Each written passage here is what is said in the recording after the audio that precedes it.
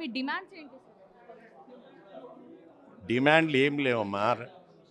రాష్ట్రంలో పనిచేస్తున్న ఉద్యోగులను ఈ రాష్ట్ర ప్రజల నుంచి వేరు చేసే విధంగా వచ్చినటువంటి ఆదాయం మొత్తం ఉద్యోగులకే ఇస్తున్నా అని చెప్పే విధంగా రాష్ట్ర ముఖ్యమంత్రి గారు ప్రెస్ మీట్ పెట్టారు.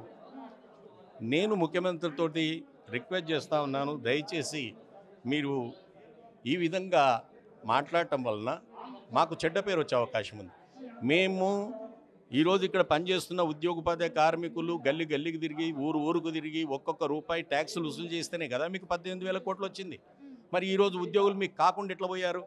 ప్రజల డబ్బులు మాకు ఇస్తున్నట్టు ప్రజలు మమ్మల్ని అపార్థం చేసుకుంటారు. రేపు పొద్దున కలెక్షన్ పోయినా దీనికి పోయినా మమ్మల్ని చెట్టు గట్టి కొట్టే ప్రమాదం ఉంది ప్రజలు.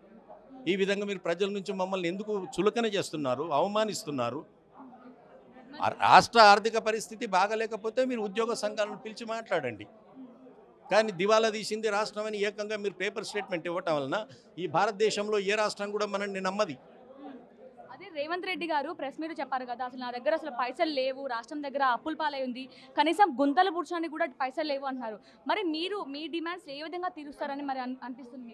డిమాండ్ ఆయన ఏ విధంగా తీరుస్తాడో అది రాష్ట్ర ప్రభుత్వం నిర్ణయించుకోవాలి, అది ఉద్యోగులు చెప్పరు. మాకు రావాల్సినవి ఇవ్వమంటున్నాం, మేమేం లేని అడగటం లేదు. మీరు ఏవైతే హామీలు ఇచ్చారో ఎలక్షన్ సమయంలో అవి రిలీజ్ చేయమంటున్నాం. 5 DL మాకు వచ్చేది ఉంది, రిలీజ్ చేయమంటున్నాం. PRs వేసేది ఉంది, వేయమన్నాం. గుంతలు పూడ్చడానికి కూడా డబ్బులు లేకపోతే మీరు మూసీకి 1,000 కోట్లు ఎక్కడికి వెళ్ళి తెచ్చి పెడతామన్నారు. 4th సిటీ కడతామన్నారు, ఎక్కడి నుంచి కడతారు? ఓ పక్కన రాష్ట్రం దివాలా తీసింది, మీరు అందాల పోటీలు ఎట్లా నిర్వహిస్తున్నారు? సో ఇవన్నీ కూడా తెలంగాణ ఇమేజ్ను డెవలప్ చేసేటివి. ఖచ్చితంగా ఇవి జరగాలి, కార్యక్రమాలకు మేము వ్యతిరేకం కాదు.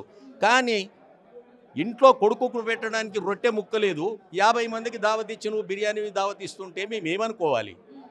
కాబట్టి రాష్ట్ర ప్రభుత్వమే ఆలోచించుకోవాలి. మాకు దయచేసి ఉద్యోగులను మా ప్రజల నుంచి వేరు చేసి మమ్మల్ని చులకన చేయకండి. వారి మధ్యన మీరు సమన్వయంతో మాట్లాడమని రిక్వెస్ట్ చేస్తా ఉన్నాను.